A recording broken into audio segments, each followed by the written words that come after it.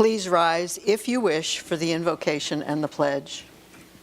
Dear God, this evening through our workshop and this meeting, we look at our economic development policy and partnerships to pursue the outlined goals. We are so grateful for DeBerry businesses, the ones that choose to begin and build their company here, those who, seeing growth, move to another location within the city, and those that have been a long-established part of our community. We value the contributions of all of these. As we consider the matters before us this evening, grant us wisdom, knowledge, and understanding that we may make the best decisions for those who have entrusted us to represent them. Amen. I pledge allegiance to the flag of the United States of America and to the republic for which it stands, one nation, under God, indivisible, with liberty and justice for all. This is the regular City Council meeting for August 6, 2025. City Clerk, would you do the roll call, please? Councilmember Stell. Here. Councilmember Papalardo. Here. Councilmember Stevenson. Here. Mayor Chazet. Here. Vice Mayor Butlin. Here. Okay, this being the first meeting of the month, there is time for public participation on any items not on the agenda.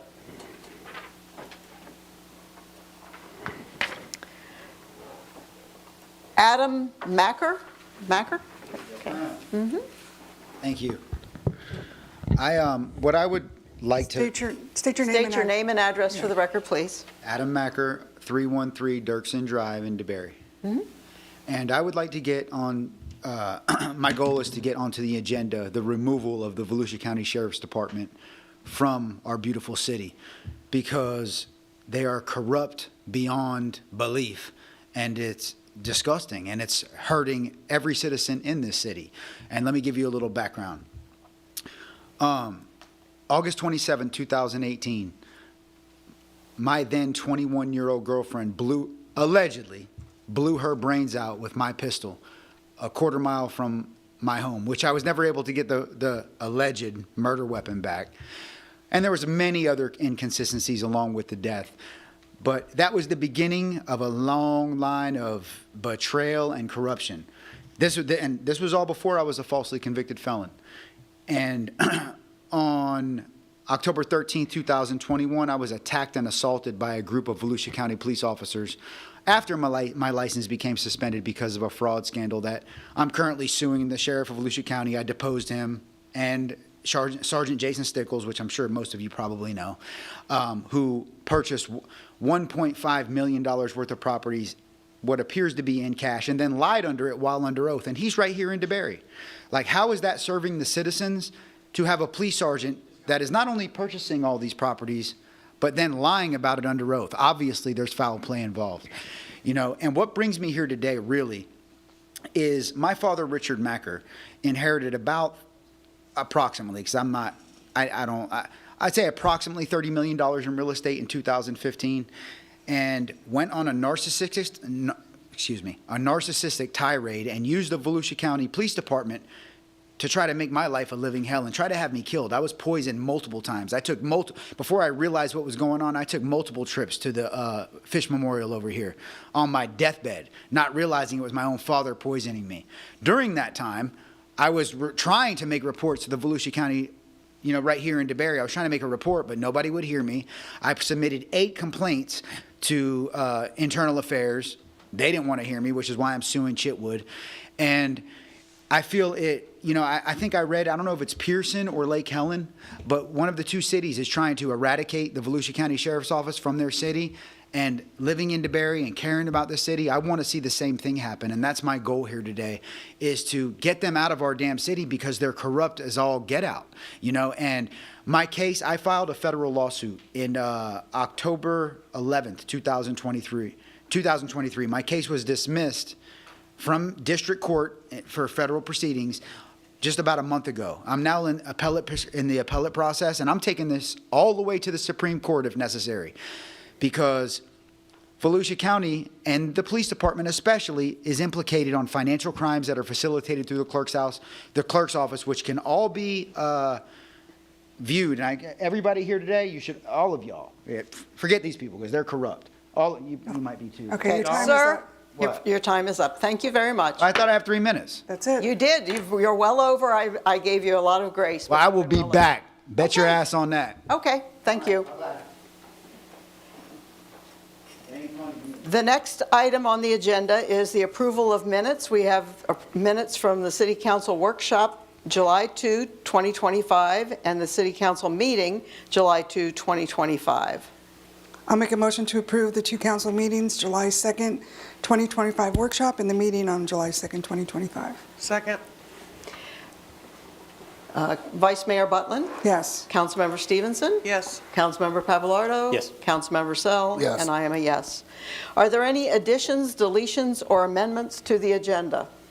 Mayor, I have one. Okay, On the agenda, we had listed on item number 8, the BPUD quasi-judicial hearing, and item number 9, which is the variance for that BPUD, and request council to reverse those and do the variance hearing first, and then do the BPUD hearing second. okay. Is the council agreeable with that? I would agree with that order. I had that question as well when I read the agenda. So agenda item 9 will become 8, and 8 will become 9. Correct. I think we have consent for Yes. that to happen. Then we have the consent agenda. Is there any member of the council that would like to pull any item off of the consent agenda? All right, hearing no discussion, I would entertain a motion. I'll make a motion to approve the consent agenda items number 3, 4, 5, 6, and 7. Second.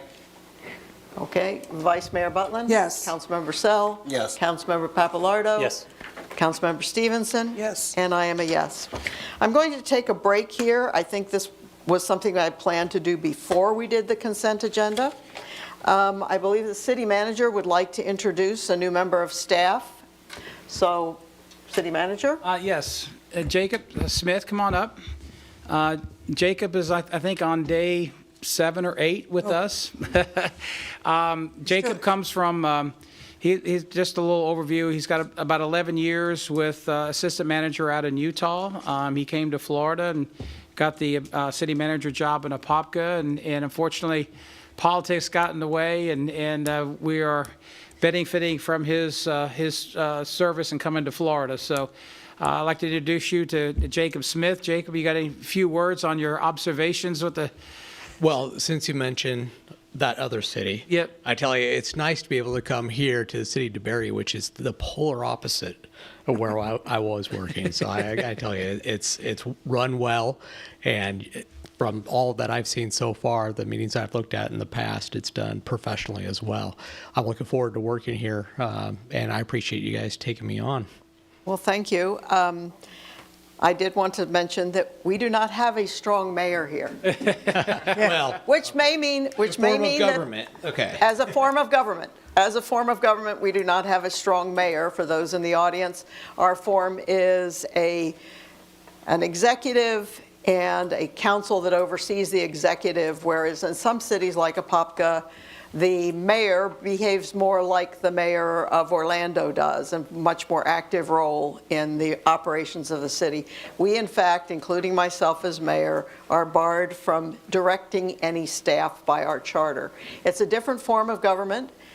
Each has its own challenges, but I am familiar with Apopka's governance.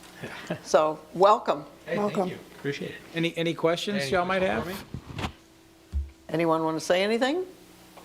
You survived the week. Councilmember Sells fiddling with his button. Week, yeah. So far. He came back. I had my one-on-one with him Okay.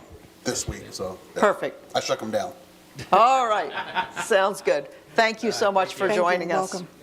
All right, so we are moving on to the staff request that the City Council approve certain variances from the Land Development Code specifically for the construction of KBC Luxury Storage, a storage facility to be located at the property with Volusia parcel ID number 9009 0000370. This is a quasi-judicial hearing.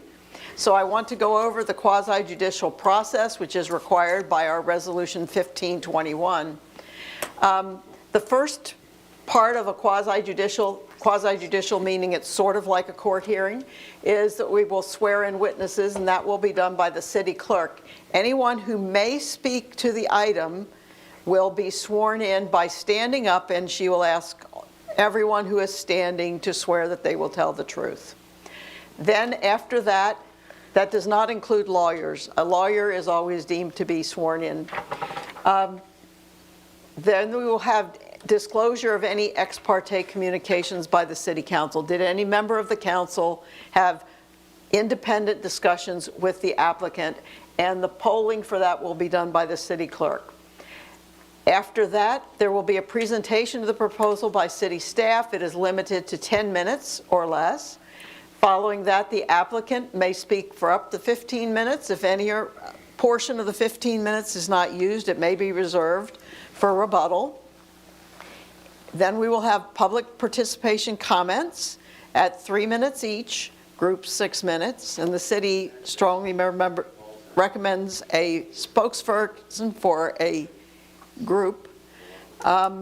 Then we will have the applicant's rebuttal to anything that is offered by the public in the way of comments, 10 minutes plus any that was reserved from above. Following that, we will have deliberations and questions among the city council, city staff, applicants, supporters, objectors, and the public, and then we will take action as a city council. Now, I've reviewed the order of business for this item, but the next one also will be quasi-judicial, and the same format will be followed. So, City Clerk, would you proceed? If anybody wishes to speak this evening to the item, would you please stand and raise your right hand? Do you swear the testimony you're about to give is the truth, the whole truth, and nothing but the truth, so help you God? I do. Thank you. Thank you. Okay, so staff will do the presentation first. No. Oh, ex parte, I'm sorry. You need to poll for ex parte. Councilmember Sell, No communications. Councilmember Papalardo, No ex parte communications. Councilmember Stevenson, No ex parte communications. Mayor Chazet, None? Vice Mayor Butland. None. Okay.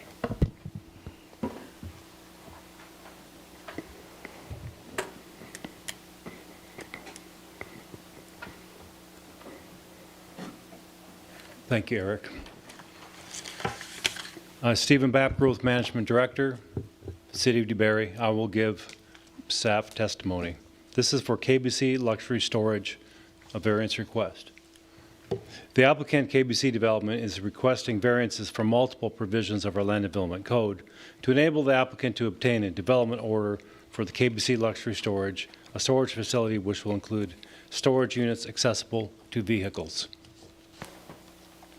Timeline is as follows.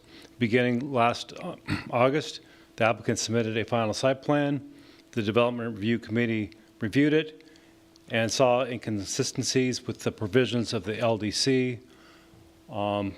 We addressed this with the applicant. He applied for a zoning amendment to rezone the property to allow the use of an indoor storage for vehicles. And also, we proposed that a further variances would be needed to go with the application for rezoning. In June, the applicant applied for variances as discussed by the staff. The DRC discussed and recommended approval of the requested variances to the City Council on July 1st, 2025. Going over the project, you have a blow-up map individually for the council, but this building runs perpendicular to 1792 in the south part of our city. You see on the lower part where it says building FFE, that is the footprint of the building with 18 proposed units. It has a retention pond to the immediate east of that building, and past that are certified wetlands. Also, there's a FDOT easement which runs kind of kitty corner and clips the north or the upper left portion of the schematic. Where is this? If you look on the map, you do see that it is in the southeast area, mixed use area, and it is outside of the boundary of the TOD. It is the rectangle, that's a rectangle in the teal that says B5 in the center. There are multiple sections of our new land development code, which was adopted on in July 2024, which would be required to proceed with a structure as such. Looking at the criteria for a variance review, we have section 3.11 Bravo, which provides the criteria for which things will be evaluated, and I'll present what the outcome of the Development Review Committee determination. The first thing is if conditions of the parcel would result in particular hardship, that the strict letter of the regulations would be carried out would prevent any type development. And the enforcement of these regulations does make the particular project and proposed unfeasible, although projects of other natures could exist. This is due to the wetlands, which I showed on the eastern part of the property, and also the bisecting the property by an established FDOT variance, or excuse me, easement.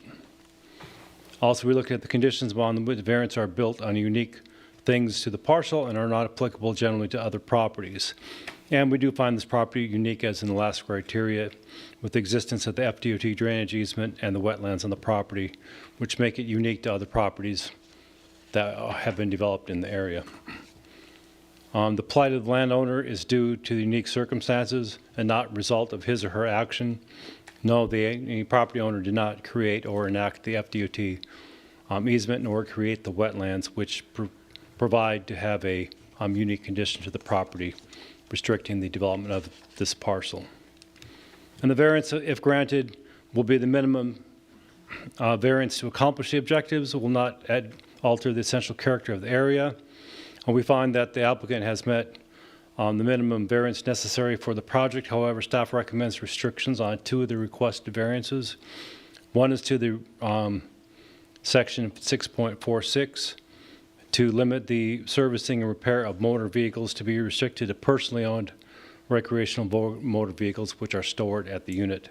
And the other, which staff would recommend, is that for the request for variance for 7.3B, that the sidewalk width request not be granted and the applicant constructs the 8-foot required sidewalk. This is due to the long vision of the city to have golf cart accessible avenues of transit along FDOT highways, which require an 8-foot sidewalk. And then also that this variance be granted only to the specified development, KBC luxury storage, and would not run with the property and be applicable to other developments which may follow if this development does not go through. Also, we look and see that the variance is not based exclusively on economic hardship, and we find that the purpose of the requested variance would not appear to be based exclusively on an economic hardship. We also look at if the granting of the variance will not be detrimental to the public welfare or injurious to other properties or improvements to the vicinity. We find no evidence of this, that it would be detrimental to the general public welfare or be injurious to the property or other improvements in the area. We also look to see the proposed variance will be consistent with the provisions of the comprehensive plan, and the subject property is generally consistent with existing warehouse-type properties in the southernmost area of this land use classifications, which have been established there for many years. We also look at a primary policy, which is 5.107, where it requires the city, when making decisions about the development-related projects within the southeast mixed-use area, to consider their potential impact of the decision on the transit-oriented development district, which is immediately to the north. We see that the subject property is in the southernmost fringe of the land use classification, and although per se it is not a pedestrian-friendly type development which will be found in the TOD, it is consistent with the warehouse-type projects which are in the southernmost part of this land use classification that currently exist, and the vacant FDOT drainage parcel to the north. We also look at policy 5.505, which we have looked at in other cases, which looks at the orderly pattern of development. We have reviewed that and found the following conclusions: that there is no evidence proposing indicated and proposed use would impede on the normal and orderly development and improvement of the surrounding properties. The properties to the south have already been developed. The property to the north is owned by the Florida Department of Transportation and hosts a retention pond, which we do not see going away. The property to the east is a reserve for conservation, and as I stated, the area to the south, which is not on the slide, but is also a currently developed warehouse complex. With regard to the character, because of these items, it's not really an established character in the area, although the area is intended eventually to be redeveloped consistent with the form-based codes, which we adopted a year ago. So it is recommended that the City Council consider the requested variances for the provisions, and that the variances be granted only for the specified development, KBC Luxury Storage. If the variances are approved, the manager would issue his development order based on our 3-day criteria, then also that the corresponding zoning map amendment could then be heard if these variances would be granted. That concludes my initial time. Okay. Does the applicant have remarks prepared? Name and position for the record. Good evening, David Stokes, Madmore & Stokes, civil engineer for the applicant. Thank you, everyone and staff. The staff report is pretty detailed. There are a lot of variances. We have gone through them and agree with staff's recommendation on all the variances, which include the amendments to N for section 6.46 regarding the uses and O for section 7.3 regarding the 8-foot sidewalk instead of the 6-foot sidewalk request. We don't have anything additional to add at this time. We'll reserve our time for responses to any questions or comments from the public or the board. Thank you. City Clerk, do we have any public participation? No, ma'am, we do not. Okay, Councilmember Sell, questions and comments? I have a few. Will this have like a 24/7 access? The unit owners would have access 24/7. Would that mean there would be like gate access, like a gate in front? Or? The property is not gated. Their unit has doors and of course, Each individual owner would have their own code to get into the garage and take out their RV. Yes. No plans of anybody like staying there on site overnight? no on-site security personnel. Like that. An employee on site during the day or no employee? No employee, just unmanned. Unmanned. Very few units. So. I know the sidewalk being 8 foot might not make sense now, but eventually we'll all come Yeah. together. I'll take Exactly. that one. You know, when you drive down the road, you see it right up on the curb for miles. Yeah. As an engineer, I had to ask for it. Yeah. I'll take Okay. that one. It will All make sense. So I appreciate you guys will do that. So I like the small footprint in the front and having it open it up in the back too. So, yeah. It is unique with the narrow frontage and Yeah. the long depth. It does kind of force you into a certain size. Man, you guys are like Jenga experts. You just kind of had fit that all in there. So, Yeah. but yeah, no other questions. Thank you. Councilmember Pappalardo? I don't have any objections to the variances proposed except for the two staff recommendations. I think this is pretty reasonable. Thank you. Councilmember Stevenson? Just to clarify with the applicant, you're fine with the 8-foot sidewalks now? Yes, please. And as far as the variance 6.46 and not having the requirements for the self-storage facility, you're fine with that as well? And I'm satisfied with the staff's explanation as far as the other variances being consistent and, or at least bringing it into consistency at the minimum standards. All right, thank you. So, thank you. Vice Mayor Butland? Thank you, Mayor. I'm happy with this. I'm happy that we're utilizing that property in a certain way that I can't think of anything else that can fit there. You guys made it fit, like Councilmember Sell said. It's perfect. So I think this will work great. I have no objections to anything that the staff has recommended. I think is a good start. Thank you. I am pleased with this as an addition to our city's economic base. I think that the timing is very good. FDOT has just purchased the luxury storage facility for RVs, perhaps 3 miles from this site or less. That storage facility is gone, and as is the gas station. What is being put in there is a truck stop, which will provide some parking overnight for semis going on I-4, and there's a desperate need for this. I've seen the modeling and the numbers. So the Donnie Myers luxury storage facility is no more. So there is, in my estimation, without doing the market research specifically, but I think this facility will probably fill up very rapidly. And the owners of these kinds of coaches that need the enclosed, locked storage tend to be people who are going to take pride in their RV because it's not going to be cheap like we have some open storage spaces where RVs are stored. It's a different level of facility. I do think it is consistent with the look and feel of the industrial developments. There is a small property in between that has a house repurposed into a commercial facility, but then the next two are industrial parks that also are pretty much, the one has some street frontage, but they pretty much have their buildings and operations in this same sort of position.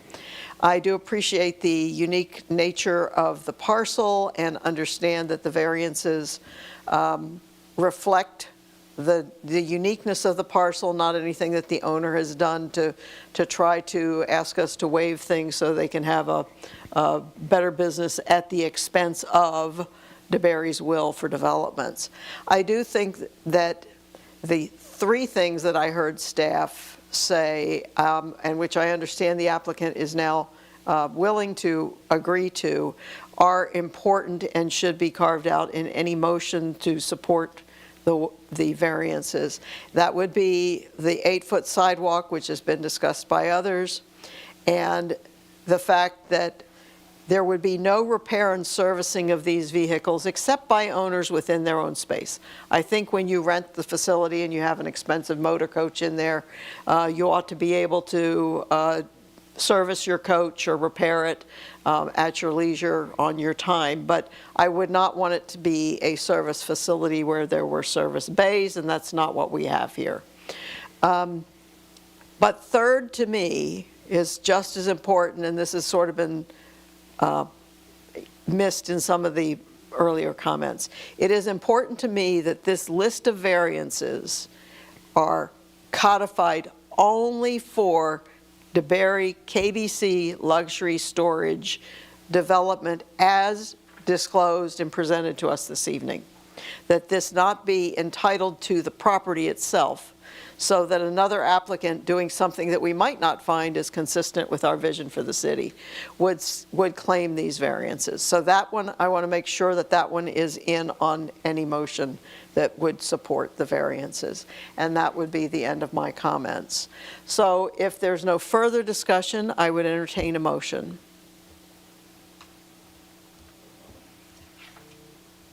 I'll make. Do you want the motion to include those two variances? Those three. Okay. Those three caveats to what the variance request was. The sidewalk size, repair and service may only be done by owners, and this list of variances, if we approve them, if that's what the motion is, only attached to this specific name development, not some successor planner. All right, I'll try. All right. I recommend the approval of the variances for the Land Development Code, LDC, specifically for the construction of KBC Luxury Storage, a storage facility to be located at the property with Volusia County parcel ID number 9009000000370, to include a non-business clause as well as requirements for an 8-foot sidewalk. Would you kindly add, Vice Mayor, that a finding that the criteria of Section 3.11 are met? And the finding of 3.11 are met, please. You're welcome. Is there a second? Okay, Councilmember Sell will second. I wasn't sure if you were seconding or not. Vice Mayor Butler? Yes. Councilmember Sell? Yes. Councilmember Papalardo? Yes. Councilmember Stevenson? And I am a yes. Now we are moving on to agenda item number 9, newly numbered 9. Wait a minute.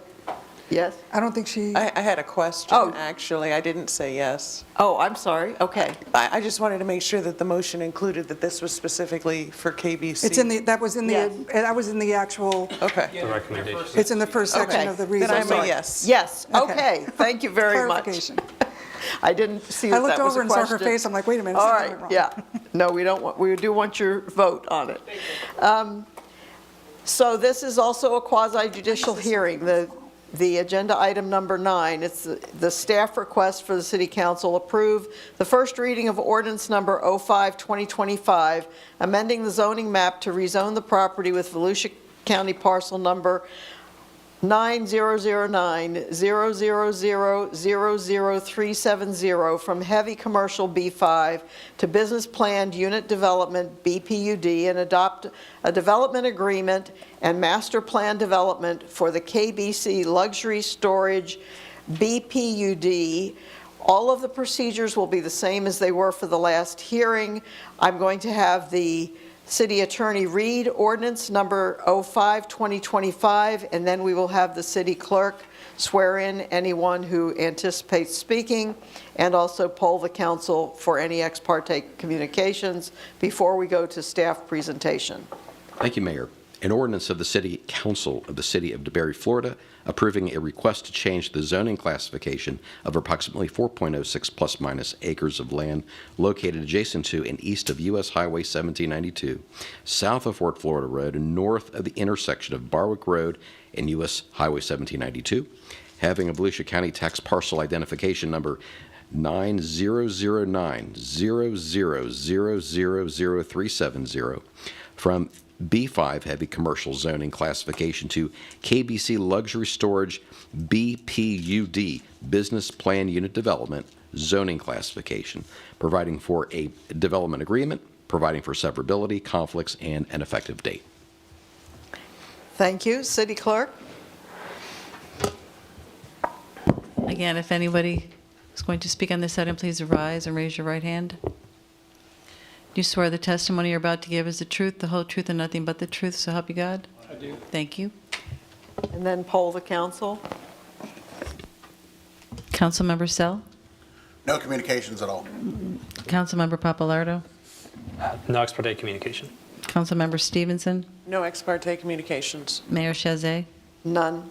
Vice Mayor Butland? None. Okay, so staff presentation is next.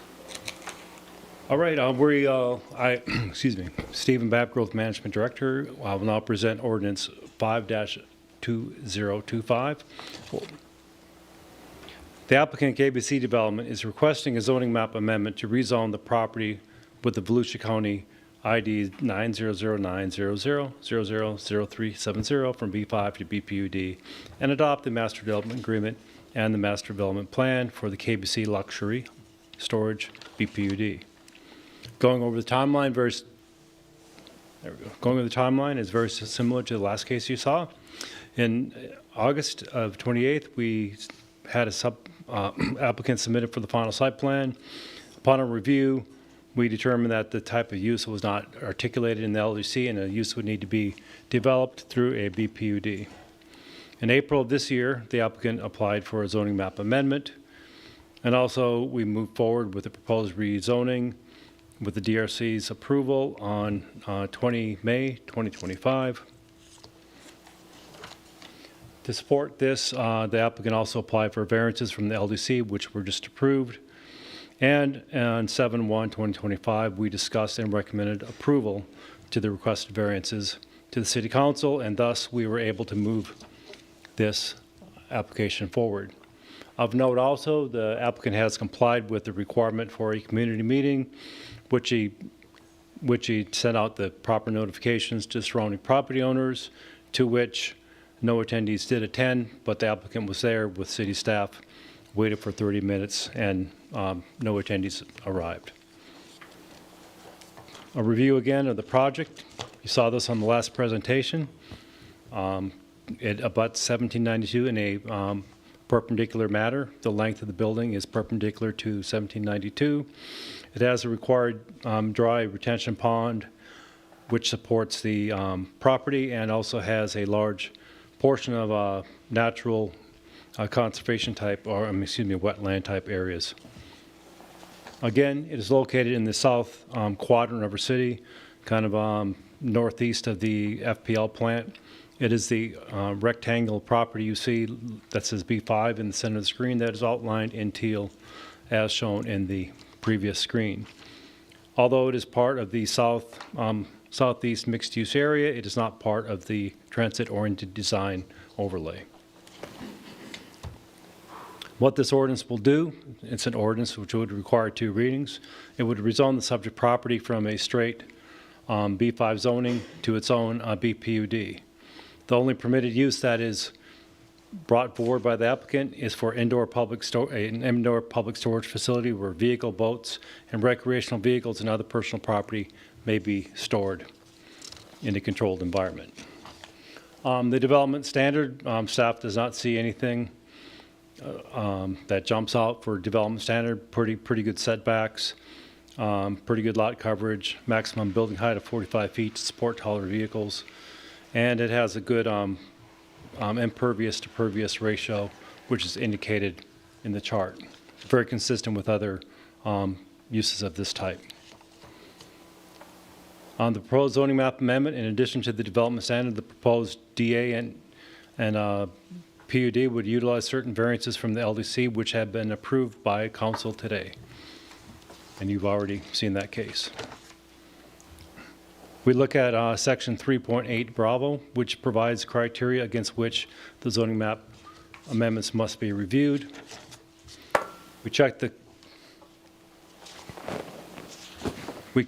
consistency with the comprehensive plan and found that the proposed zoning is generally consistent and compatible with the comprehensive plan. That the operation and maintenance of said uses will not be a hindrance to the general public or general welfare. And looking at this type of use, we find no evidence indicating the establishment, maintenance, and operation of this would be detrimental in any way to the public health, safety, or general welfare of DeBary. Also, we see that the uses permitted by the proposed zoning will not impede on the normal and orderly development and improvement of surrounding properties. As stated in the variance, this is consistent with some of the properties that have been developed in the south. It is also abutted by a wetland conservation type area, by an FDOT pond to the north, and like I said, other warehouse type activities. So it is consistent with the character of the surrounding area. We also look to see that the operation and uses permitted will be supported by adequate infrastructure and provisions. And of course, through the development process, this will be addressed in the final site plan review. Any corrections needed to support this will be done at that time. They will still need a final site plan to be approved by the Development Review Committee. But at this time, we don't see anything that would hinder that. We looked at the spot zoning clarifications that we added to our new land development code, and we found that this ordinance, if adopted, would not qualify as spot zoning or something advantageous independently to the owner. We've also looked at the goals, objectives, and policies of the comprehensive plan, specifically the future land use element, and even further with the southeast mixed-use area. Specifically policy 5.107, which requires us to review the zoning and whether it would have a negative impact on the viability of the TUD. And the project of this type, I do not see as a direct impact to the TUD, even though it is in the southeast mixed-use area. It is compatible, as I stated earlier, and in other testimonies, to be compatible with surrounding properties and would not have a negative impact on the TUD overlay district. We also look at Chapter 5.505, which indicates things such as the good orderly pattern of development. Based on the surrounding properties and their potential for use, we do not see that the proposed development would have a negative impact on any future development in the city. And although the project is in the form-based code area, staff sees that the project is reasonable in terms of design, and it is compatible with what has been developed in the nearby areas. We also look at the transportation element to see if there's going to be a dramatic or a negative impact on this use, and the use of RVs moving to the site would not create any need for a new transportation facility due to this development. It is a very low-impact development transportation-wise. Due to these factors, we would recommend that the City Council approve the first reading of Ordinance 5-025, the proposed zoning map amendment to rezone the subject property from B5 to BPUD, parentheses, KBC luxury storage. If so, approved on first reading, staff will, by process, advertise the second reading of the proposed ordinance, and we will hold the second reading for adoption. That is all. Thank you. Thank you. Does the applicant wish to make any comments? Okay, the applicant declines. Council members may ask anything they want of the applicant when we get to that part. City Clerk, do we have any public participation? No, ma'am, we do not. Okay, Councilmember Sell, questions or comments? I'm out of questions. I just want to welcome KBC Luxury Storage to the city of DeBary. Councilmember Papalardo. No comments. Councilmember Stevenson. If we could, please move back to the slide that has the map with the Certainly. building on Oh, 1792. you got it, Kara? Okay, thank you. Just want to look at that one more, to that one, yeah. So the vehicles are going to come in off of 1792, right turn only into the facility, and then right turn only coming out. What would the plan for traffic be if they needed to turn around? Where would they make those turnarounds? Here. David Stokes, Madden Moore and Stokes, here for the applicant. On the right side of the page, you can kind of see how the pavement, the darker hatch, has a curve to it. That was widened to accommodate a fire truck turnaround. And as part of the construction plans we'll submit to the city, there is a vehicular circulation plan that accompanies that document. And that will show that, various RVs and fire trucks can make the turnaround at the back to then turn around and leave. Okay. That's good that you have that on site for vehicles when they're inside of your facility, but if they're exiting out to 1792 with this right-hand only design, they can only head north. So if they wanted to head south, where on 1792 would there be a feasible turnaround for them to head south? Don't remember the distance, but you have to go north to the next opening to turn, do a U-turn. Just like any. Mr. Bapp, or City Manager? Chances are they will probably have to make either at the stoplight at Fort Florida Road, make a 3-point, I'll call it 3-point U-turn, because I don't think the RV's there, or they would go up to Dirksen if they're heading to Seminole County, go up to Dirksen, down I-4, and go that direction. So they would have but that particular option as well, to not have to make a U-turn, but go out Dirksen, out to I-4, and then down I-4, down into Seminole County. Okay. And you guys didn't find any need for an additional turn lane coming off of 1792 to get into the facility? They just come right off of the highway? We found no conflicts thus far, but once again, as stated, it will be reviewed at final site plan. There are more than just engineers and planners looking at it. Also, our fire marshal looks at it for reviews of larger vehicles. We use so for this case, we use the largest truck that the fire department has. Okay. The largest one that could possibly ever serve our community, and that's what we determine our turning radiuses on. Okay. Other vehicles, I mean, we don't really ever look at, well, what if scenarios if someone needs to turn around after they exit the site. But we don't know there's satisfactory infrastructure to do multiple exits from the site based on our infrastructure in the city. Okay, thank you. As a city manager stated. One other comment there, and one of the reasons why we negated the issue regarding having let's say, a RV auto repair shop here is not to facilitate more traffic The into this additional site. traffic, I agree. So theoretically, you got 18 bays, you might Yeah. have, in my opinion, 2 or 3 RVs a day if you're lucky. So it's not going to be RV traffic on a continuous basis. It's you may not have any traffic there that day other than personal cars coming in to view their RV or repair their RV. I agree. This seems like a very low-impact development. Did you want to make It a is. comment? Yeah, I was going to add, due to the timeline of this project, we've actually already obtained the DOT driveway permit. And so as part of their review, they require review of the traffic movements in the corridor as well. and they found no issue with the driveway as shown as well.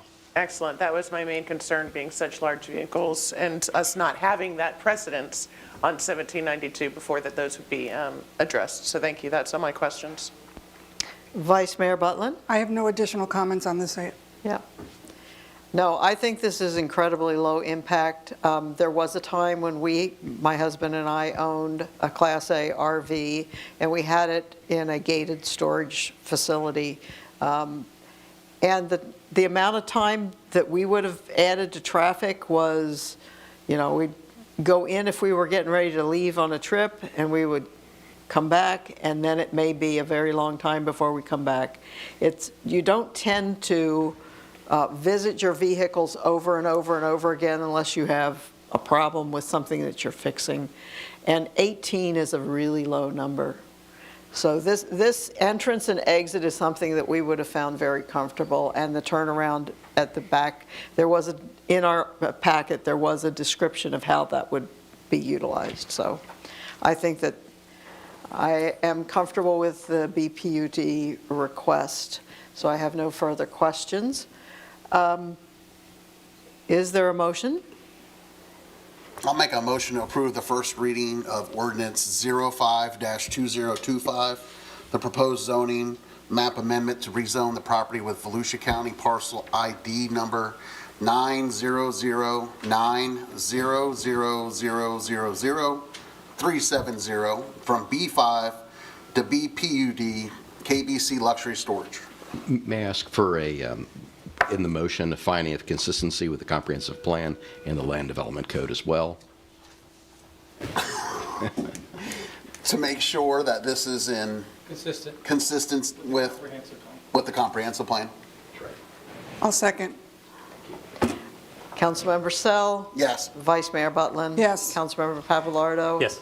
Councilmember Stevenson? And I am a yes. And now the detailed engineering begins. Thank you very much. We're you, moving guys. on to agenda item 10. Staffers requesting the City Council approve the first reading of ordinance number 06-2025, amending the Land Development Code to implement Section 28 of Chapter 2025-190 of the Laws of Florida. City Attorney, would you read ordinance number 06-2025? An ordinance of the City of DeBary, Florida, amending Chapter 1 of the City of DeBary Land Development Code to create Section 1.8, Relief Concerning Declared Emergency, to implement Section 28 of Chapter 2025-190 Laws of Florida, providing for automatic expiration and future modification, providing for conflicts, severability, codification, and an effective date. Thank you. Thank you very much, Stephen Bapp, Growth Management Director, and I will give item number 10. Where this arised, the requirement for this ordinance arised from the recent Senate Bill 180, which was signed into law by Governor DeSantis on the 26th of June, 2025. While a certain section of this, although it says county, it also applies for other municipalities. It states that municipalities listed within the county listed federal disaster declaration for certain hurricanes may not propose or adopt more restrictive or burdensome amendments to its comprehensive plan or land development regulations, or propose or adopt more restrictive or burdensome procedures concerning review, approval, or issuance of a site plan, development permit, or development order before October 1st, 2027. And also applies retroactively to all acts or laws or ordinances which were put into effect on the 1st of August, 2024. Of note, in July of 2024, we have adopted our Land Development Code, which has not been modified very often or very much since that date. So those actions of last July in our new code would not apply. What this will do, we'll amend our Chapter 1, which is our general processes chapter, and give a relief for declared emergencies. Section 1.8 will address restrictions of this state statute, and it will automatically expire on the 1st of October 2027, or if it's repealed sooner, it would be then expired.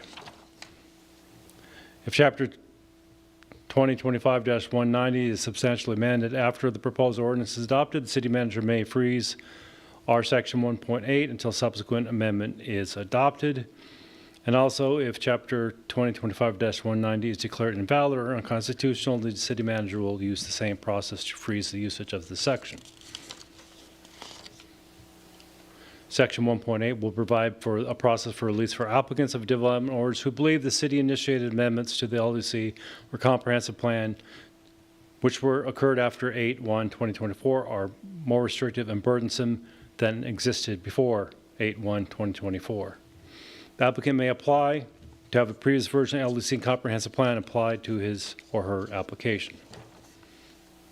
Due to the need to comply with the laws of the state of Florida, it is recommended to the City Council approve the first reading of Ordinance 6-2025 to amend LDC Chapter 1 to add a new section 1.8, providing for the relief concerning declared emergencies.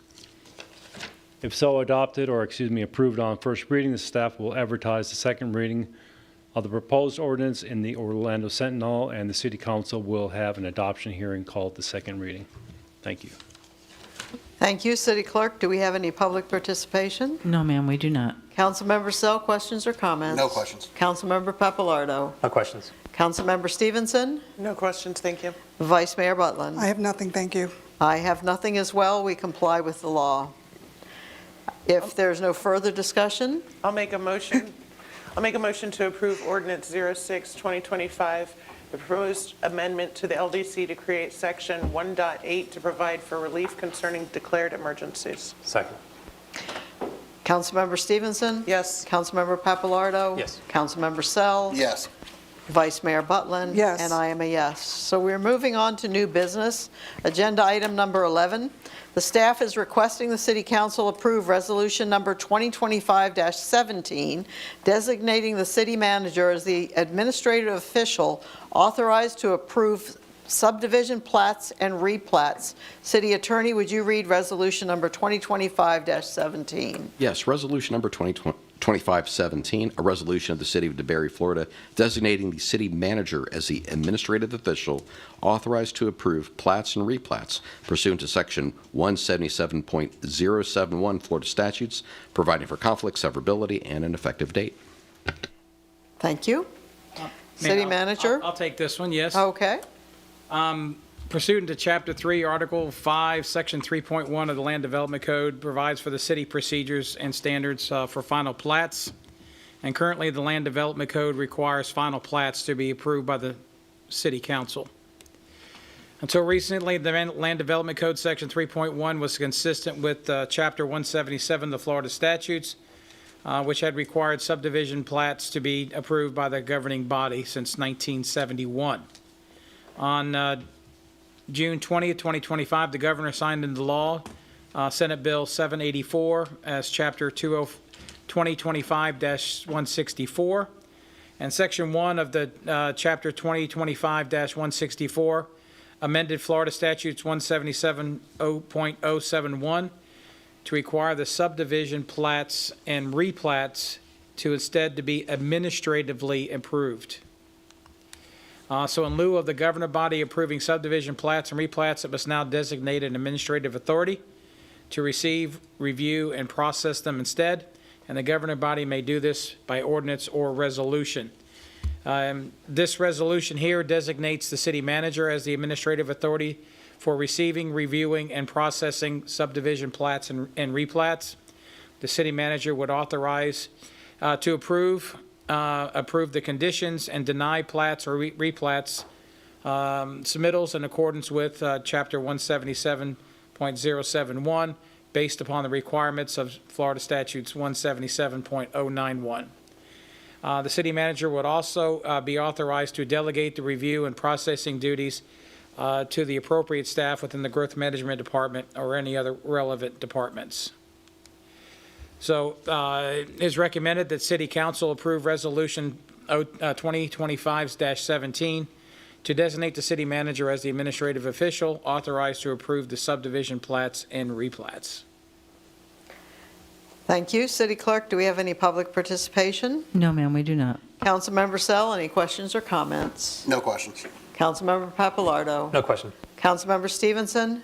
I just wanted to make a comment. I know this came down from the state. I'm not happy about losing home rule on this, but I do understand that the plats are typically something we just briefly review, and I do think that designating the city manager would be the correct answer in this situation. Thank you. Vice Mayor Butlin? Nothing else. Thank you. Thank you, and I have nothing else to add, so I would entertain a motion. I'll make a motion to approve resolution number 2025-17, designating the city manager as the administrative official authorized to approve subdivision plats and replats. Second. Vice Mayor Butlin? Yes. Councilmember Stevenson? Yes. Councilmember Papalardo? Yes. Councilmember Sell? And I Yes. am a yes. The next item under new business is not required by state law. The Parks and Rec Department is requesting the City Council approve RFP number 0625, Holiday Light Display Services. Yay. All right, so it's August. You guys ready to talk about the holidays? Yes. You bet. All right, here we go. Jason Scheitz here, your Parks and Recreation Director. So we've brought this to you a couple times over the last few years. With the previous vendor, I think the consensus one was that they just kind of weren't up to our standard, and we were ready to put this back out to bid. So we went through that process, RFP 06-25 for Holiday Light Display Services. So this agenda item is going to kind of be a two-parter. First, I'll go through the process, and then we're going to have to choose a package that's suitable, and then also accept the proposal for the budget to move forward with this particular vendor. So we put this RFP out there. This was not a lowest bid RFP, so we're looking for qualifications, quality, variety of decorations, so on and so forth. We had 7 vendors put in a proposal. We had a 3-person staff committee score all the proposals, and then We Hang Christmas Lights Florida ended up being the consensus favorite between all the staff members. They scored the highest amongst the 3 of us. So we're happy with what they brought to the table. And we're going to show you a few options here for what they propose and what the proposed budget is going to be for this particular agreement. This agreement will be a 3-year agreement with the option to renew for 2 additional years. So we can get 5 years total out of it if we're satisfied with the way it goes moving forward. And it's going to cover, right now, it's going to cover the same amount of poles that we've done in the past, which is 73 light poles. And that covers roughly about every 4th pole, sometimes 5th. If you run into scenarios where power is not working on a pole, or we have a city banner on the pole, so on and so forth. So that is all up for debate and change if you guys deem necessary, and then the budget will reflect that accordingly with whatever you guys decide tonight. We've also added the artificial Christmas tree back into this package. So a few years back, I think a little bit over 5 or 6 years, the city used to own an artificial Christmas tree, if you recall. When we did the tree lighting ceremony at the community park splash pad, it was held at that location, and then that tree kind of just ran its course and stopped working the way it was supposed to, didn't go together the way it was supposed to, so we had to get rid of it, and at the time the council elected to go with a natural tree. So that natural tree is what we've used since. It's at Gateway Park. All of you guys are familiar with the location and how we do the ceremony for that particular tree. Well, over the past few years, we've had a lot of issues with that tree. Those trees are very susceptible to fungus and mites and things of that nature when they're in hot, humid, and wet conditions, which is us, right? So they do much better in drier conditions, and it's just it's not really working out too great. We have lost a lot of the branches. We actually had to paint portions of the tree last year. If you had a strong eye, you might have seen that along the bottom. We were actually just at the park today, and there's quite a bit of browning on it. So we feel it's time for that tree to go and kind of move on from it and go back to the artificial tree. So that's included in this package as well, and you guys have seen the options already, but I'm going to go through them here on what we have to decide, and then see if you want any adjustments to it, and then go ahead and accept the final proposal. And then we'll make sure that that's all in the budget for you guys at your next meeting throughout the workshops and whatnot. All right. So we have the vendor, and we have a representative here, Justin, with We Hang Christmas Lights. So if you get into any questions that I can't answer as far as the proposal goes, he'll dive right into it and make sure you have all the information before we vote. All right, so we're going to start with the 3 options for the light pole decorations. So on your screen right now is option 1, and a whole slew of varieties. So whichever package we go with, we'll work with the vendor just to pick a nice variety to go up and down the street. It won't be every single one of these, but we'll make sure we have, like I said, a nice variety. So this first package is looks kind of like the bright white lights you might see over the holidays with some gold mixed in, with different shapes throughout, different designs. And then you have option number 2, which is more of like the classic Christmas look, the off-white lights, a little splash of color here and there, more of kind of wavy designs is what they came up with number 2 here. And number 3 is more so what we've been accustomed to in the past with the color and the silhouettes of your classic, Christmas characters and shapes and whatnot. There is more of what we've done in the past. So you have those options as far as the poles. Do you want to discuss this first before we get into the tree's easy? It's either color or white with the tree, if you decide to go that route. But I guess I can turn it over to you guys. Want to discuss this? You want me to just finish and then go into it? How I'd do you be wanna glad go? to discuss the lights first. You wanna go over the polls? City Clerk, do we have public participation for this item? No, ma'am, we do not. Okay, then it's sort of up to us how we do this. Councilmember Sell, do you have questions or comments or opinions on the options here? Option 3. Okay. Councilmember Papalardo. I like the ones that are on the screen right now. They're Okay. it's nice. Yeah, option 3. Councilmember Stevenson. Can I see 1 and 2 again, please? So here's 1, 2? and then 2. I'll go with 3 as well. Okay. Vice Mayor Butland. Thank you, Mayor. I love the white lights. I just think it was very clean and sharp, and then I saw the colors, and I'm like, oh, no, now you're going to make me Yeah. choose. How many of these will we get? As you talk variety of 73 poles, we get two of each? No, we can choose. The variety doesn't play a factor, so we can get as much variety as we want. Is what they've told us. They're all the same price, so the whole package per pole we're at $280 a pole. And the budget is more than what we've paid in the past, and we knew that going out. If we want the better stuff, it's going to cost a little bit more. So any variation from the 73 light poles will just be $280 additional per pole, is what we're looking at. We can get as much variety as you want. So if you give us direction, we want as many of these as you can fit along the street, we'll go that route.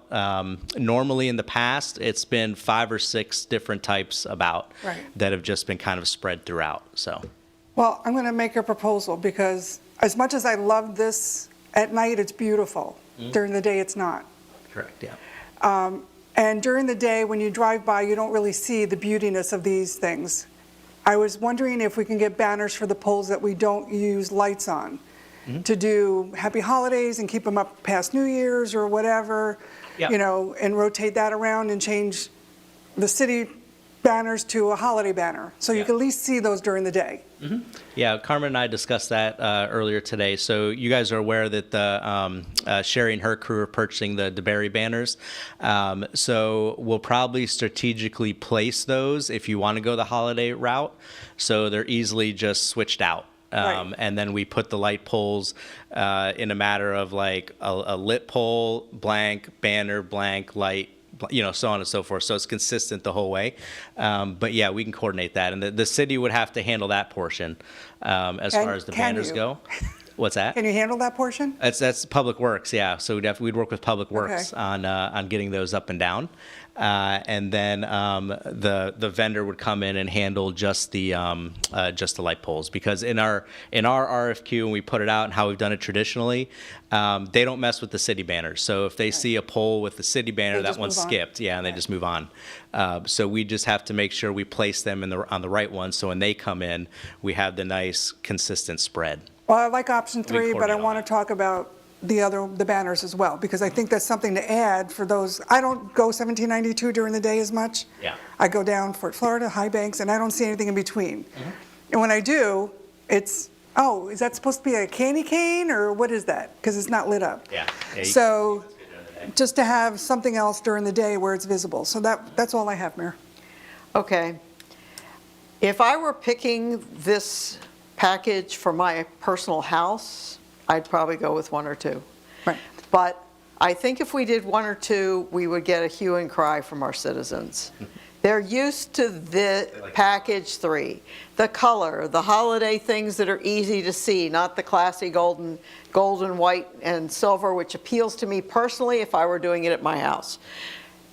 What we're doing is we're trying to provide the Christmas celebration that has the small town feel and a lot of connectors to the way people remember Christmas has been celebrated in DeBary. And so I think it has to be the third package.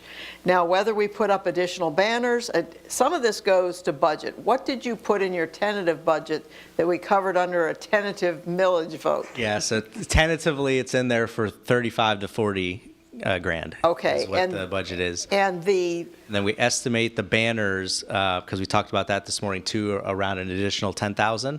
We'd own those, so that's a one-time expense. It wouldn't be in there every year. So if that's what you decide, all that will be proposed to you in the workshop, and then from there, Okay. you can finalize it. So if we pick, yeah, I'm going to finish. ahead. If we pick package 3, the $280 per pole is the rental, installation, and with removal cost per pole. Correct. We don't own these things. Correct. Correct. Okay, and then the banners we would own, and we would have city staff time and public works involved in putting them up and down, and that would be a different budget area, city manager? We would coordinate that in the budget as we work it going forward to October. Okay, but if we are talking in the scheme of our budget, 10,000, one direction or another, and I do not want to take this approach with other budget line items, let me say that right up front. But $10,000 one way or the other is something that at this stage of the budget process, we can reconcile with the options that we have. Councilmember Sell, what are your thoughts? I love the banner idea. If we did every 5 poles instead of 4, you could do a decoration, skip a pole, a banner, skip a pole, decoration. Yeah. That might save a couple dollars. And we're renting them, so every year we can change our minds and switch to another, yeah? Well, the long- banners that y'all approved a couple meetings ago, we ordered 200 of those. That was 10,000. But I don't think we're going to need 200 yeah, we're banners not gonna here. need No, that we're not many. going to need 200 Christmas banners. So chances are it might be 5 if you order 100 of them. It might be 5,000. And yeah, we can coordinate and shift and everything else in that regard to make it happen, so. Justin? Thank you. Justin Carter, General Manager of Weekend Christmas Lights. But yes, they are a leased product, so if this is the direction we go with option 3 this year, and maybe feedback from the community isn't great, we can swap that out, and it's the same price moving forward. So that's the flexibility of the lease, is we can change things year to year. We need a dinosaur, Justin. I can make that happen. Can you? 100%. Okay, we need a couple of, in the mix, we need a couple of Christmas dinosaurs. I can 100% do that. Okay, Nice. 100% do it then. That's my vote. I'm not saying what we should do as a council. If we're Is there- looking for other symbols. Councilmember Stevenson, yes. I would say possibly some Jewish symbols as well for the Hanukkah this is season. Christmas. Well, it's the They same. have a holiday for Christmas, not for Hanukkah. I'm not going to go there. Are these lights just lights, or are they mesh? What's the fabric in them? It's both. So it's a mini LED in the fabric that spans, if you look at those photos. So the blue, the reds, it's a fabric, and Okay. then there's lights that are embedded, a mini LED in those, and then around the perimeter is a rope light Okay. that traces out the Traces out. the symbol. Okay. Yeah. It's hard to tell in the pictures. Yeah, it is. It is. Hanukkah is a festival of lights, and it is in the Yes, same but- season for holidays. My So husband's if- Jewish. I'm with you, but I just know that we've had residents request that before as well, if that was possible. then where do you put them? I would think that could be discussed some other time as a separate display if there was someplace in the city. Okay. I would also ask that the lights, if the pattern were to start at intersections like 1792 at High Banks, that all four of those corners. That's what the Headlights. agenda packet said it would be. Okay. Yeah. Yep. Yeah. Okay, is there any further discussion on the lights? I think we have, yes, Councilmember Sell? What's the timing? When do you start to put them up? So they'll go up right around Thanksgiving, about that week, and then they'll stay right through the end of the year. Okay. So about 6 weeks or so. I'd be happy if they went up a little before Thanksgiving. Last year's experience was not good. Yeah, that was on And- the vendor. And our citizens felt like they didn't get them up in time, they didn't enjoy them. If we were a week early this year, I'd be happy. Yeah. No, they'll get up. These guys got it going on. So. I'm saying if it was November 15th, I'd be happy even if Thanksgiving is the next week. Get it done. So is there any further discussion on the picking of the Christmas holiday light package for the poles, which is, I think we have consensus on this, the ones with a more traditional look in the colors. And then And then we'll see, we'll get the price on the banners, and then we'll see if, because we're going to have to lay out which poles they go on, and if it Yeah. impacts our 73 displays. And we'll get All a right. final. Okay, and so we have the addition of banners, which will be logistically planned when you identify the poles for this vendor to put these up in the final number. Yeah. And some preference to earlier rather than later in the season. That was my preference. Mid-November, we're shooting. Mid-November, okay. The 15th's a good day in my book. If there's anybody else has a different day, No objection. please say so. No objection. Okay, so let's, I think you have consensus on that. All right, so if you guys also are able to approve the artificial tree, the two options are pretty simple here: white lights, classic look, or color, which is what we've done in the past. Very similar to the shape and the style of the artificial tree the city had. If you want an opinion on the topper, you're more than welcome to. Otherwise, we'll choose one at the staff level. And then now there was a potential question that I heard from Carmen on where this would go. The thought is now just putting it where it's been as of late, where the real tree is, to make sure it's incorporated into obviously our tree lighting ceremony, winter walk of lights, so on and so forth. So I'll have you guys discuss that on where and how and if and all the variables that go into it. Okay, and can you, I don't remember it in the agenda packet, it may have been there. What is the height of this tree? It's 20 foot. Okay, and the height of the bigger. existing real tree is what at this stage? It's probably It grew. about like 16 or so. Okay, so a little taller. Yeah. It's going to be wider for sure at the base. Yeah. A little bit taller.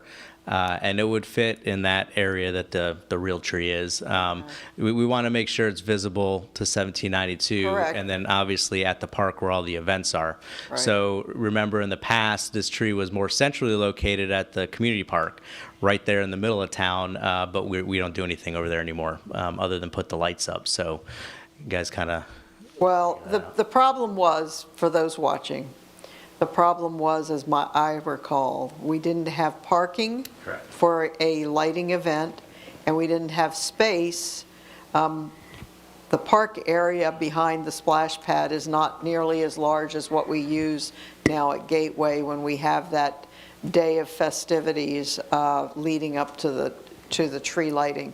Yeah. I know there are people who still wish that it was in the middle of town, who still wish it was there, but we don't have any parking. And I think that that's really critical. We do not have enough space to have the kind of children's activities and vendors and all that we have incorporated into it. And we can't have the Walk of Lights there, which is part of this, so. Yeah, with the walk of lights and everything at that park, people get the opportunity to get right up to the tree and do their pictures and everything. Yeah. Whereas even at the splash pad, you had to kind of meander to the back of the park where you're not normally going to go, Yeah. to access it. So, so it's a lot better Yeah. location Yeah. as far as that goes, and it's visible still from 17.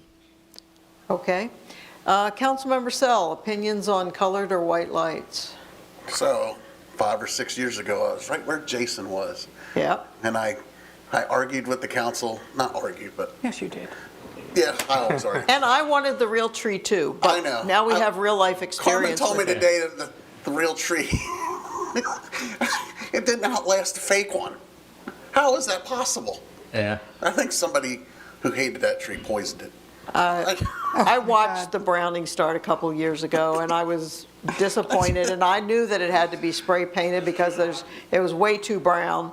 You So were a real, you were a proponent, and you were. I went and did. You were very on- particular with the tree. And everything. I did a lot of research and ran around to see if we could find one of appropriate size. Yep. I love real trees, but they are susceptible to insects and other kinds of things that have to do with the moist, hot climate. We tried, is the way I look at it. We did. Some good came out of it. We got to move the location, and Yep. I think that ended up working out really, Yeah. really well. Yep. And every year we can pick a tree again between No. A and B. Oh, With the different lights, yeah. If you Yeah. want to go white one year, or yeah, that's flexible. I like the tree. It doesn't really have an option, but the second option with the yeah, that one. That's the Okay. tree I like. Councilmember Papalardo. I like the colored lights. Okay, Councilmember Stevenson. Yeah, I'd like to start off with a question about the cost difference between renting and possibly buying and storing it.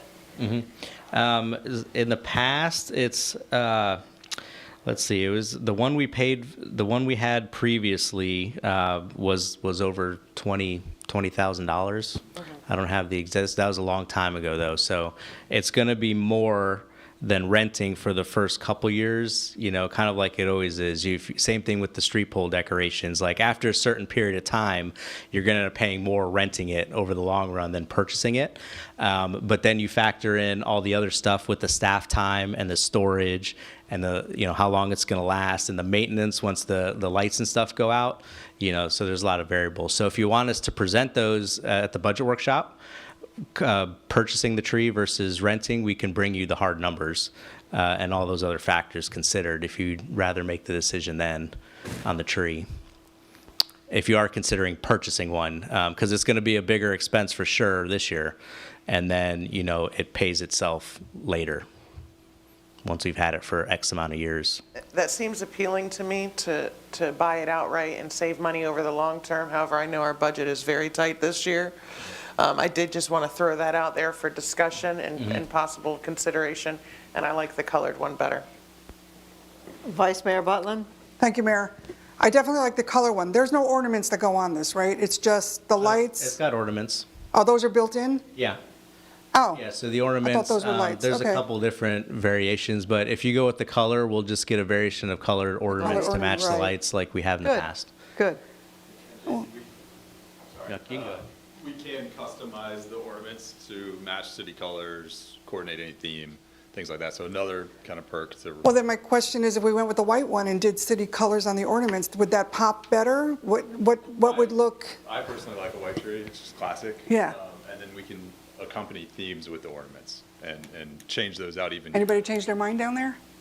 Okay. I'm okay. Let's try it this year with the colored lights and see how it goes. Okay. But I like the option of being able to alter that in the years to come, so I'm okay with the color one. And just to kind of, just some of the comments about a real tree versus a fake. This is a Sterling Tower tree. Has the most branch counts in the commercial market. So they are a more expensive tree to purchase, but it does give the most realistic look in a fake tree. Jason, do we have a place to store this if we buy a tree? No, I didn't think so. Yeah, so I think we do have a Conex box that we used to do a lot of our, like when we had the Reese, a lot of our light display stuff is in that thing. But being susceptible to the elements, it does get grungy in that thing. So that is something, if you want those hard costs, we'd bring to the table, like how we're going to store the thing too, Right. and what we'd need to potentially purchase to store it. Well, if you're going to do that, let's figure all that out together. Yeah. You know, what it would cost, because I know that storage is limited here. Yeah. I'm okay with the color lights. Okay. I also like the colored lights in the comparison. Again, if it were at my house, it'd be white. But it isn't at my house. It's in a community setting, and I think that the community has liked the colored lights in the past. What we are being asked tonight to do, though, in addition to giving you guidance, is to approve the RFP 0625. If we approve that, and some of these details are up in the air, you have the framework for the financial agreement between the city and the vendor, is that correct? Yes. And approving it tonight doesn't lock us into a lack of flexibility on any of these things that we've discussed. You have a fee schedule, and we can still be menu selecting from the fee schedule in it. Correct, yeah. The way the contract's worded, it just refers to Exhibit A, and Exhibit A is the proposal from the vendor. Okay. So when that proposal's official, it just ties it to the contract, and that can be Okay. changed. And it can be It changed. leaves flexibility, yeah. All right, I just wanted to, because we will have to take a vote on the RFP. Councilmember Sell. Jacob volunteered to store the Christmas tree if we go that route. Oh, good. He only has to take it to Ocoee. He can put it in his office. Yeah, good. Okay. What we are being asked by agenda item number 12 is to approve RFP number 0625. If there's no further discussion on that, these other details about how many, which, live or artificial can be settled, I think that in the budget workshop, it would be a good place perhaps to finish that up. Mayor, I'll make a motion to approve RFP number 0625, the Holiday Light Display Services with hang 'em up. We hang Christmas We hang lights, Christmas Florida. lights, thank you. Didn't say that in my sheet. Second? Okay, Vice Mayor Butland. Yes. Councilmember Sell. Yes. Councilmember Papalardo. Yes. Councilmember Stevenson. Yes. And I am a yes. This moves us on to member reports and communications. Councilmember Sell, do you have anything to report? I don't have anything to report. Okay, Councilmember Papalardo. I've been spending a lot of time on the phone with neighbors about stormwater infrastructure, working on that very tightly. And second, this is actually partially for Councilmember Sell, there is an opioid advisory funding board meeting on the 13th, which is a Wednesday. I am unable to attend for some work requirements. I can coordinate with you. It's two of us are able to coordinate. It is part of it does not interfere with sunshine law because we are the same vote on that board. Okay. So I'll work with you later, but there is an opioid funding board meeting on Wednesday the 13th, I believe next week, trying to get some funds out for some good projects. Great. Councilmember Stevenson. Nothing to report, thank you. Vice Mayor Butland. Thank you, Mayor. Just a bunch of calls and things. We attended the Volusia League of Cities dinner, which was a great venue in DeLand. It was an old church that was converted. It was very nice. I was on the mayor's call for Volusia League of Cities. And I also did a ribbon cutting for APBS, and they opened up a marketplace in DeBary. And if you haven't seen it, you've got to get there. She has consignments with other artists and vendors in the area, so it's a really cute little store. I also attended the Hispanic Chamber of Commerce event, and I joined Team Volusia in the British Council meeting that we had with them coming to enhancing their stay in Central Florida. So that's all I have right now. Okay. I have been working with Volusia Library Services for a number of months now to get a plaque honoring the contributions of Jerry and Sue Lombardi to the DeBary Library. We are through the bureaucracy, and the unveiling and small reception will be held September 19th at 11 a.m. at the library. I appreciated the support of David Santiago, County Councilman, as there needed to be a county sponsor for such an action. I have been in contact with, Councilmember Sell made the initial contact with the family, and then I followed up with that contact and the more direct contact who is involved in overseeing Sue's cares. As the council knows, and perhaps the public will recall, Jerry Lombardi passed a couple of years ago. Jerry and Sue were very instrumental in the fact that we have a library. They had raised a lot of money, much of it their own, in order to support the county in building the library here. And then they continued to Friends of the Library for many years after that, raising funds through book sales and other events. And I think that it is fitting that their contributions be recognized before they sort of fade into the history of our city. Sue is now living, I understand, in DeBerry Manor, but the member of the family that I spoke with believes she may be able to bring Sue to the reception and unveiling, and to whatever degree Sue is able to enjoy the event, I think it will be important for her. And I think it's important for our city to recognize residents that step up to that kind of calling and then do all the hard work, day in, day out, year in, year out. And so I'm very happy that it has finally come together. All of you would be invited. We will do some social media exposure to the event closer to the time, because September the 19th is still quite a ways away. And so I'm hopeful that some of you can attend in addition to myself.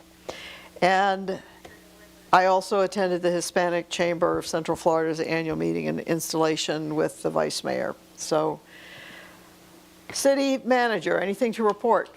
Well, let me just give you a little update on some of our projects there. On the fire station, we're down to punch list phase, and hoping that within the next 30 days or so we get our CO. We're looking at the latter part of September to do our ceremony.